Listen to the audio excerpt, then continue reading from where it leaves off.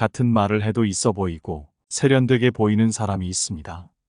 이런 사람들은 입만 열어도 사람들을 끌리게 만들고 다른 사람들에게 인정받기까지 합니다. 이런 사람들은 어떻게 말하길래 같은 말도 세련되게 하는 것일까요?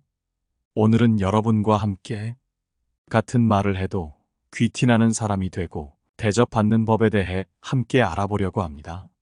첫 번째, 누군가 물어보면 진부한 말이라도 하라. 우리는 종종 자신의 의견을 표현하는 데에 있어 큰 망설임을 겪는다. 이런 상황에서 우리는 스스로를 말을 잘 못하고 부끄러움을 타는 사람으로 보일 수도 있다. 하지만 이런 상황일수록 더더욱 말을 해야 한다. 비록 진부할지언정 말이다. 사람들과의 관계에서는 당당하게 자신의 의견을 표현하는 것이 중요하다. 하지만 내 의지와는 상관없이 마음속에서 분명한 의견이 즉각 떠오르지 않을 때가 있다. 이런 경우에는 말을 얼버무리기보다는 제 나름의 의견이 있습니다만 아직 정리가 되어 있지 않습니다. 정리되는 대로 말씀드리겠습니다라고 말하며 잠시 시간을 벌어 다른 사람들의 의견을 경청하고 자신의 생각을 신속하게 정리하여 발표하는 것이 현명하다. 이 방법을 통해 우리는 더욱 세련되고 생각이 깊은 사람으로 인식될 수 있다. 대화는 단순히 자신의 의견을 전달하는 행위만이 아니라 상호작용과 이해의 과정이다. 때로는 타인의 의견에서 새로운 관점을 발견하거나 우리가 전혀 고려하지 않았던 아이디어에 영감을 받을 수 있다. 따라서 우리는 대화 중에도 타인의 의견에 귀를 기울이는 태도를 견지해야 한다. 말 잘하고 세련된 사람들의 특징은 특별하지 않고 누구나 조금만 신경 쓰면 할 수 있는 것이다. 두 번째, 단순하게 말하라. 입만 열면 사람들이 집중하고 많은 사람들의 주목을 이끌어내는 사람은 생각 외로 많은 말을 하지 않는다. 그들은 많은 사람들이 주목하는 중심에 서지만 생각보다 굉장히 적은 말로 사람들을 휘어잡는다. 그들이 지닌 능력은 바로 하고자 하는 말을 명확하고 간결하게 표현하는 것이다. 복잡하지 않은 말로 자신의 생각을 전달하고 더욱이 소통의 질을 높인다. 인간관계에서 아주 쉬운 방법으로 자신의 의견을 분명하고 간단하게 전달하는 사람들의 매력은 상당하다.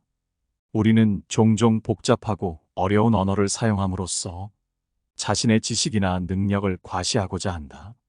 하지만 실제로 우리의 뇌는 간단하고 명확한 정보를 더 좋아한다.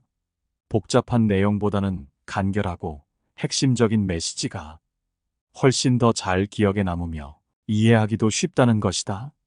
그런 이유로 말이 길어지면 집중력이 흐트러지고 무슨 말을 하는지 좀처럼 이해할 수가 없다. 따라서 효과적인 소통을 위해서는 자신이 전달하고 싶은 중요한 내용만을 추려내야 한다. 이는 다른 사람들에게는 명확한 이해를, 자기 자신에게는 주목을 이끄는 행동이다. 이러한 말 습관은 감정적인 측면에서도 중요하다. 짧고 간결한 메시지는 듣는 이로 하여금 즉각적인 반응을 유발한다. 사람들이 길게 말을 풀어가며 여러 문장으로 이야기하는 것을 간결하게 요약할 수 있을 때 메시지의 전달력은 배가 된다. 셰익스피어는 실제로 이렇게 말했다. 간결함이 영혼의 지혜다. 이 말은 인간관계 속 대화에서도 그대로 적용된다. 간결하게 말한다는 것은 자신의 생각을 정리하고 불필요한 것을 걷어내며 핵심만을 남겨 전달하는 능력을 의미한다. 때로는 말이 짧고 간결하면 버릇없어 보일까 걱정하는 사람이 있지만 실제로 이는 상대방에게 존중을 표하는 행동으로 굉장히 예의 바른 사람들의 태도이다. 자신의 생각을 명확하게 전달하고 짧은 시간 동안만 얘기하는 것은 상대방이 불필요하게 시간을 쓰는 것을 막고 이해하느라 노력할 필요가 없게 만들어준다. 이것은 단순히 짧게 말하는 것과는 다르다. 단답으로 말하라는 것이 아닌 얼마든지 짧게 말할 수 있는 말을 애써 길게 만들지 말라는 뜻이다. 적은 양의 말로도 정확하고 명확한 메시지를 전달하면 그것만으로도 매력 있고 말 잘하는 사람이 되는 것이다. 말만 해도 집중받고 매력적으로 보이고 싶다면 간결함과 명확함을 추구하라. 이는 상대방에게도 기억에 남는 말이 되고 자기 자신을 확실히 각인시킬 수 있다. 세 번째, 협상 시 만만하게 보여서는 안 된다. 협상의 기술은 인간관계의 가장 미묘한 부분에서 꽃을 피운다. 이것은 단지 말뿐만 아니라 우리의 행동과 태도에서도 그 진정성이 드러난다. 협상에 있어 중요한 것은 상대방과 조화를 이루며 대화를 이끌어가는 능력이다. 이를 위해서는 무엇보다도 많은 경험이 필요하다. 마치 운동을 하듯 꾸준한 훈련과 실습을 통해 점점 더 나아질 수 있다. 하지만 이러한 경험을 쌓기 위해서는 때로는 큰 용기가 필요하다. 예를 들어 상사가 커피나 차 심부름을 시키면 그럼 다음 프로젝트에서는 제가 리더를 맡게 해주십시오라고 당당하게 요청해봐도 좋다. 상사가 그것을 승낙해 줄지 말지는 별개이지만 일단 자신감 있는 사람으로 비칠 테니 이득이다. 이렇게 일상에서부터 경험을 쌓아가며 협상의 기술을 키워나가는 것이 중요하다. 또한 협상 시에는 결코 만만하게 보여서는 안 된다. 당신이 가진 진정성과 자신감을 상대방에게 분명히 드러내야 한다. 이는 당신의 주장이나 요구에 힘을 실어주며 상대방이 당신을 진지하게 받아들이게 만든다. 이러한 과정에서 중요한 것은 상대방의 입장을 이해하려 노력하는 것이다. 이는 협상을 더욱 원활하게 만들고 서로에게 이익이 되는 결과를 도출할 수 있게 한다. 협상이란 단순히 이기고 지는 것이 아니라 서로의 입장을 이해하고 공감하며 더 나은 해결책을 찾아가는 과정이다. 따라서 협상에 임할 때는 자신감과 함께 상대방에 대한 존중과 이해의 마음을 잊지 않아야 한다. 이렇게 함으로써 우리는 더욱 성숙하고 의미 있는 협상을 이끌어갈 수 있다. 네 번째, 어떤 말을 할 것인지가 아닌 듣는 대상에 주목한다. 사람들에게 매력 있고 말 잘하는 사람으로 비춰지는 사람은 대화를 시작하기 전에 먼저 상대방의 관심사에 대해 생각한다. 이들은 결코 타인이 관심을 두지 않을 주제에 대해 이야기하지 않는다는 점에서 보통 사람들과는 다르다. 대부분의 사람들은 자기가 하고 싶은 말을 하기에 상대방의 흥미는 고려하지 않는다. 입만 열면 주목받는 사람들처럼 상대방의 흥미와 필요를 파악하여 대화를 이끈다면 더 깊은 공감대를 형성할 수 있다. 대화의 기술은 단지 적절한 말을 하는 것에 그치지 않는다. 듣는 사람의 마음과 생각을 어루만지고 그들이 진정으로 듣고 싶어하는 메시지를 전달하는 데 중심을 둔다. 이것이 바로 매력적이고 호감 가는 대화법의 핵심이다. 상대방을 이해하는 노력은 대화에서 가장 중요한 덕목 중 하나다. 대화를 나누는 상대방의 관심사, 기분, 상황 등을 고려하는 것은 대화의 질을 한층 높일 수 있는 방법이다. 상대방의 시선에서 사물을 바라보고 그들의 관점을 이해하려 노력할 때 비로소 진정한 의사소통이 이루어진다고 할 수 있다. 또한 상대방이 관심을 가질 만한 주제를 선택하는 것이 중요하다. 이는 대화를 더욱 흥미롭고 생동감 있게 만들 뿐만 아니라 상대방이 대화에 더 적극적으로 참여하게 하는 열쇠가 될 수 있다. 사람들은 자신의 관심사나 필요와 관련된 이야기에 더 귀를 기울인다. 따라서 상대방의 관심사를 미리 파악하고 그에 맞는 주제를 준비한다면 대화는 더욱 풍부하고 의미 있는 시간이 된다. 이처럼 매력적으로 말하고 싶다면 상대방의 입장에서 생각하고 그들의 관심과 필요를 최우선에 두어라. 단순히 말을 잘하는 기술보다는 인간적인 공감과 이해를 바탕으로 하는 것이 더 매력 있는 소통 방법이다. 대화의 목적은 정보의 단순한 전달을 넘어서 서로의 마음과 생각을 교류하는 것에 있다. 누군가와 대화할 때 이러한 원칙을 기억한다면 인간관계에서 매력적인 사람이 될 수 있다. 다섯 번째, 물러서야 할 때는 우아하게 물러서라. 우아하게지는 법이란 심리적으로 내가 상대방보다 위에 있다고 믿는 것이다. 어른과 아이 정도의 차이라고 생각하면 얼마든지 승리를 양보할 수 있다. 협상이나 토론에서 쉽게 자신의 의견을 접고 다른 사람의 생각을 따르는 것은 그 사람이 원칙이 없어 보일 수 있다. 하지만 자신의 의견만이 옳다고 고집하는 건 역시 다른 사람과의 소통을 어렵게 만든다. 토론이나 협상에서는 때로 자신의 의견을 단호하게 피력해야 할 때가 있지만 상황에 따라 우아하게 물러설 줄 아는 것도 중요하다. 이는 대화를 더 지혜롭게 이끌 수 있는 방법 중 하나이다. 우아하게 물러서는 것은 상대방의 의견을 존중하는 동시에 자신의 내면적 평화와 우위를 유지하는 행위이다. 이는 상대방에게도 긍정적인 영향을 미쳐 서로의 관계를 보다 원만하게 만들 수 있다. 우리는 이를 통해 상대방과의 관계에서 더 큰 성숙과 이해를 얻을 수 있다. 때로는 우리의 의견이 받아들여지지 않거나 우리가 틀렸다는 것을 인정해야 할 때가 있다. 이런 상황에서 우아하게 물러서는 것은 우리가 그 상황을 이해하고 더 나은 소통의 길을 모색하고 있음을 보여준다. 우리는 이를 통해 스스로를 더 잘 이해하고 타인과의 관계를 더 깊게 만들 수 있다. 결국 우아하게 물러서는 것은 우리가 진정으로 원하는 것이 무엇인지, 그리고 우리가 어떻게 하면 서로 이해하고 존중할 수 있는지에 대한 깊은 이해에서 비롯된다.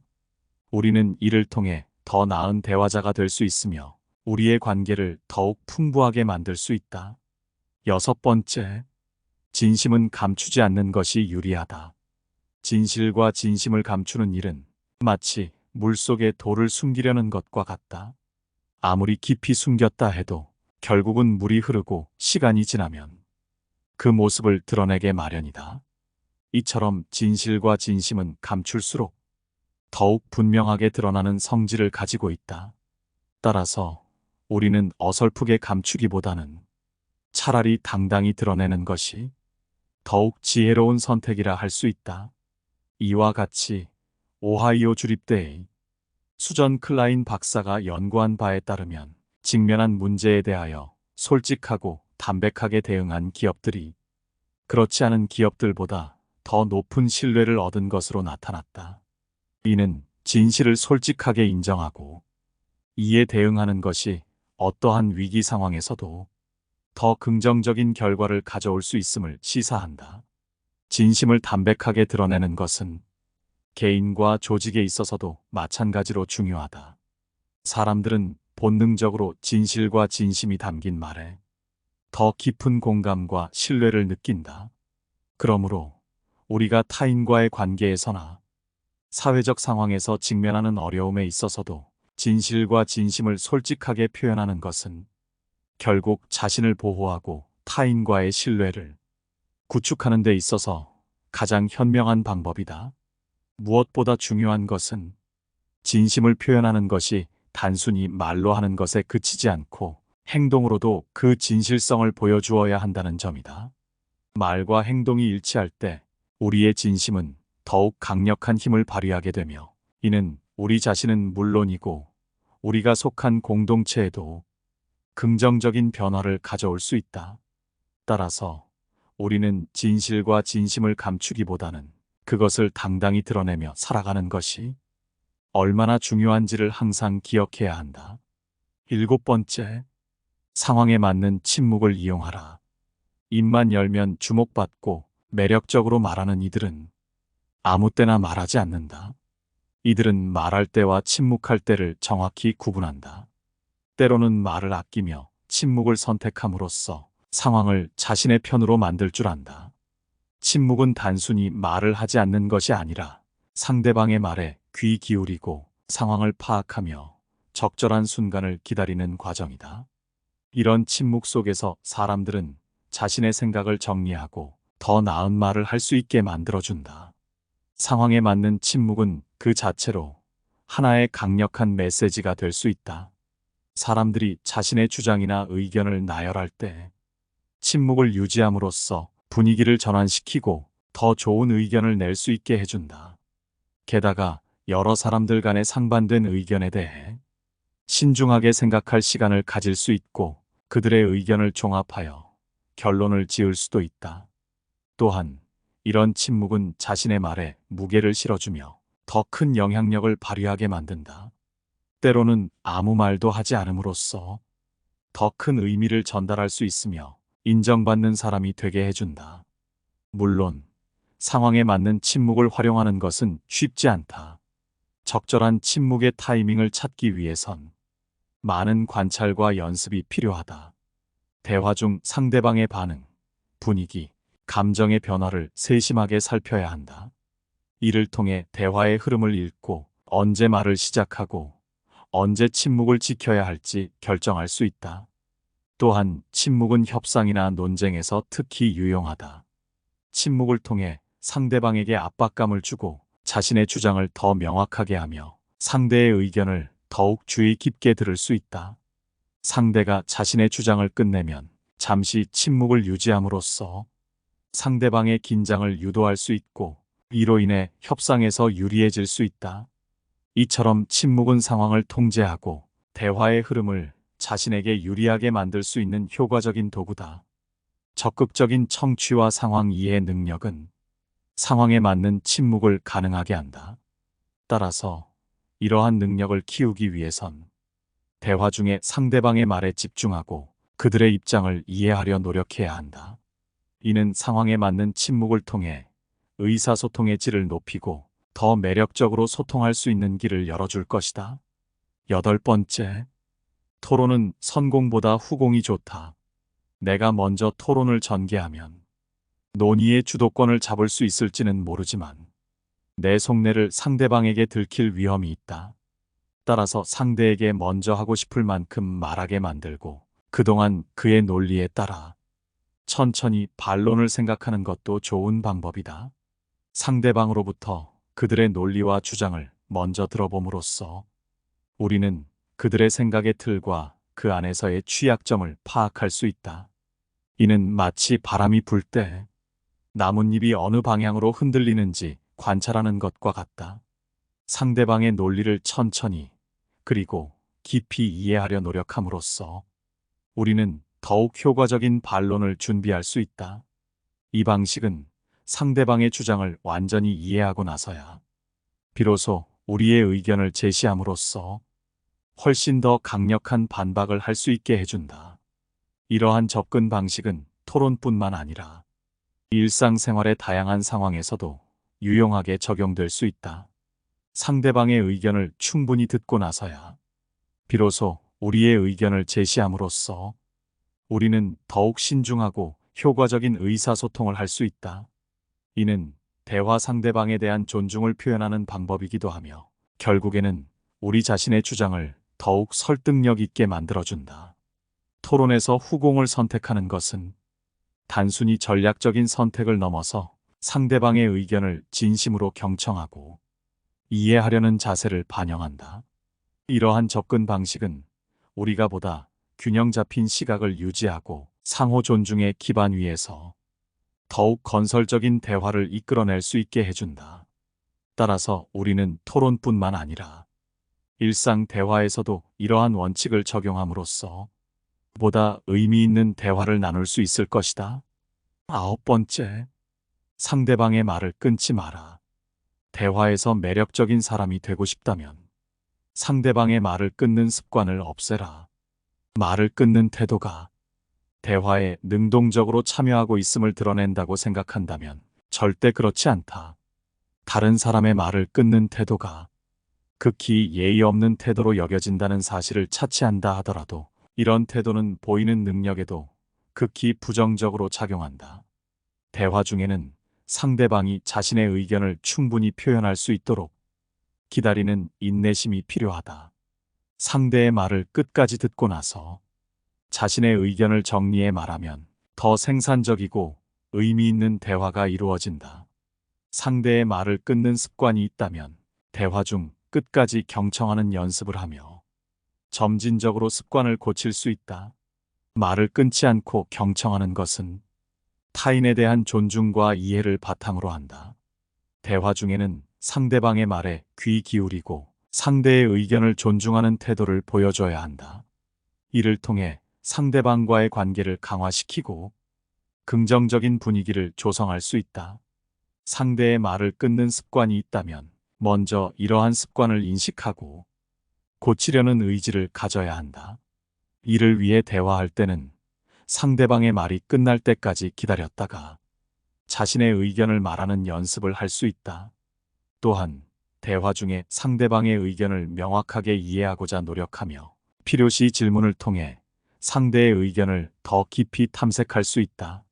결국 상대방의 말을 끊지 않고 제대로 듣는 것은 좋은 대화를 위한 중요한 요소다. 오늘 함께 알아본 지혜가 어떠셨나요? 같은 말도 세련되게 하는 사람의 9가지 특징에 대해 알아봤는데 아마 이 중 어려운 것은 없을 거라고 생각합니다. 여러분의 생각을 댓글로 남겨주시기 바라며 영상은 이것으로 마치도록 하겠습니다. 깨달음의 광장입니다.